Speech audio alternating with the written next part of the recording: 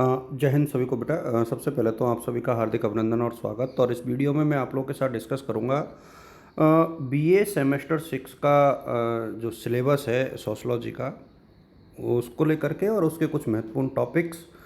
ध्यान रहे, ए और बी दोनों सेक्शन यानी आपके सोशल एंथ्रोपोलॉजी और रूरल वाला जो पेपर है, दोनों को लेकर के ही हम लोग डिस्कस करेंगे। तो हो सकता है ये वीडियो लगभग 8-10 मिनट का बन जाए। बुक्स मार्केट में अवेलेबल है, यदि नहीं मिलती है तो भी आप लोगों को मैं एक चीज़ कहना चाहूँगा कि चूँकि पहली बार 6 सेमेस्टर हो रहा है, तो यहाँ पर आप लोग बहुत इंपॉर्टेंट तरीके से देखिए कि सामाजिक मानव शास्त्र का जो पहला टॉपिक है, इसको आप लोग बहुत अच्छे से पिक करना कि सामाजिक मानव शास्त्र क्या है, उसकी प्रकृति और उसका क्षेत्र। काफ़ी हद तक संभावना है कि पहला क्वेश्चन जो है आपको यहाँ से मिल जाएगा। इसके बाद जो है आपका संरचनात्मक कार्यात्मक जो उपागम है वो बहुत महत्वपूर्ण है। उसको आप लोगों को अच्छे से रीड करना है, क्योंकि जो अप्रोच है उनमें संरचनात्मक कार्यात्मक काफ़ी महत्वपूर्ण बनता है। यदि हम लोग यूनिट सेकंड की तरफ मूव करते हैं तो फिर शादी या विवाह और विवाह उनका अर्थ और उसके प्रकार, पहला क्वेश्चन ये जो टॉपिक है ये काफ़ी इम्पोर्टेंट है। और उसके बाद हम लोग और थोड़ा सा आगे बढ़े तो परिवार और नातेदारी के ऊपर क्वेश्चन आते हैं। लेकिन परिवार के ऊपर यदि आप बात करोगे तो उसका अर्थ और विशेषताएं और उसके प्रकार ये बहुत महत्वपूर्ण है, इसको अच्छे से आप लोग देखें। और इसके बाद नातेदारी का जो संगठन है वो इसके बाद हम लोग बात करें यूनिट थर्ड की तरफ यदि हम लोग मूव करते हैं तो एक तो यहाँ पर रिलीजन, सॉरी पहले कल्चर यानी संस्कृति, उसका अर्थ और कल्चरल ग्रोथ के कुछ सिद्धांत हैं, उसको लेकर के क्वेश्चन बन सकता है। जादू और उसके प्रकार और इसके धर्म के साथ क्या संबंध है, ये क्वेश्चन यहाँ से पिक हो सकता है।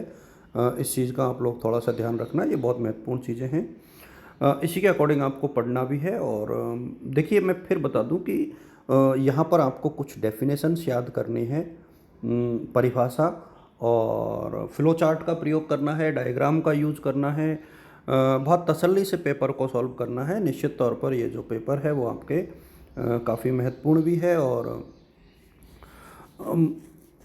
अब चूँकि छठे सेमेस्टर में यदि आप लोग फेल हो गए तो अगले साल ये देने को मिलेगा, तो किसी भी प्रकार की लापरवाही जो है 6 सेमेस्टर में नहीं चलेगी। इसके बाद प्रिमिटिव यानी आदिम आर्थिक समाज जो है, उसका अर्थ, उसकी विशेषताएं और उसकी कार्यप्रणाली, इसी प्रकार से जो है उस राजनीतिक जो है उसका, उसकी विशेषताएं और उसके जो रिवाज हैं, ये थोड़ा सा आप लोग देखना। यूनिट 5 की तरफ मूव करें तो problems of tribe in India, तो भारत में जो है जो जनजातियां हैं उनकी क्या क्या समस्याएं, क्वेश्चन यहाँ से बनता है। और जो प्रमुख ट्राइब्स हैं मेरे सामने आपको भील, मीणा के ऊपर और सहरियाओं के ऊपर, चूँकि कोटा में है हम लोग तो सहरियाओं के ऊपर भी एक क्वेश्चन जो है बनता है। यहाँ से आप लोग इसको देख करके चलें। फिर जो बी सेक्शन है, बेसिकली ये दूसरा पेपर है जिन बच्चों ने रूरल सोशलॉजी अडॉप्ट किया है, ग्रामीण समाजशास्त्र, उन बच्चों के देखिए उनके लिए भी ये कोई बहुत मुश्किल पेपर नहीं है, आसान सा पेपर है। सिर्फ आपको देखिए 2-3 तरीके से इसको रीड करना है। पहली बात तो बुक आपके मिल जाए तो बहुत अच्छी बात है, अदरवाइज आप लोग डायरेक्ट जो है आज के ज़माने में बहुत सारे मेथड्स अवेलेबल हैं। आप लोग रूरल सोशलॉजी या जो सोशल एंथ्रोपोलॉजी है वहाँ से आप देखोगे तो आपको करना क्या है, आपको सीधे सीधे टॉपिक को टाइप करके प्रश्न को एक प्रकार से चैट जीपीटी पे आप यूज़ कर सकते हो, गम्मा आप यूज़ कर सकते हो, है ना। ओपन एआई के जितने भी सोर्स है वहाँ आप लोग देख सकते हो, बहुत सारे मेथड्स हैं जहाँ पे आप लोग इसको देखोगे। तो ग्रामीण समाजशास्त्र का अर्थ और उसका उद्गम कैसे हुआ और उसकी प्रकृति और क्षेत्र के ऊपर ये क्वेश्चन बनता है। अब ये देखिए दोनों, अब इसमें देखो पहला क्वेश्चन तो ग्रामीण समाज का, उसमें अर्थ और प्रकृति आप लोग देख लेना, मेरे सामने यहाँ से क्वेश्चन बन जाएगा मीनिंग को देखने के बाद। और इसके बाद जो है रूरल जो सोसाइटी है यानी ग्रामीण जो समाज है उसकी विशेषताओं को पूरा पढ़ के जाना आप लोग। उसके बाद जो जजमानी प्रथा है उसके ऊपर भी एक क्वेश्चन मेरे सामने बनता है।